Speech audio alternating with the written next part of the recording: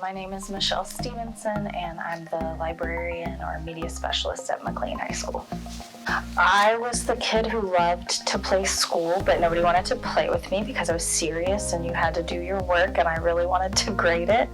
And then I had a kid at 15 and my life kind of changed, so I thought I was going to do something else, but I had started volunteering at her school quite a bit and they needed volunteer substitutes at the time because budget cuts. And another teacher came to me and said, "You really should do teaching." And I was like, okay. So I tried out the TA thing for a little bit and I was subbing for a week one time and I ended up changing my major at the end of that week.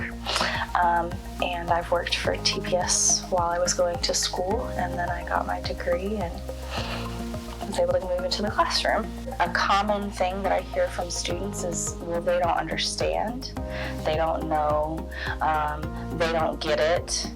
And so I lucked out. My first Black teacher was in first grade, Miss Thompson, and I had several throughout my life. I ended up being lucky in that it wasn't abnormal for me. They were present, but I've heard from other people that they didn't have a Black teacher until they were in college or high school.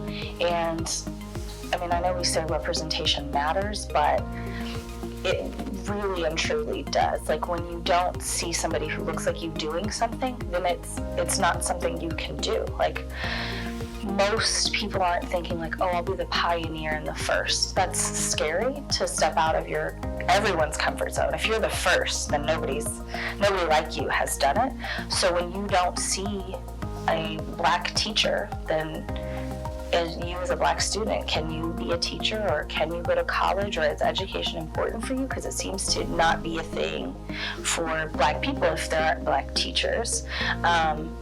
I know for me, I made a conscious decision when I started teaching that I wear my natural hair like this as much as possible, because I struggled with it so much as a kid. Even the Black teachers that I did have typically had their hair straightened or pressed, and so I never quite felt right about my hair. So now I make sure to do that so that the kids who feel like their natural hair is different than the norm see that you can be professional, you can be college educated, and you can wear your natural frizzy curly hair. This is just another normal. It's not irregular, it's just part of the differences of people.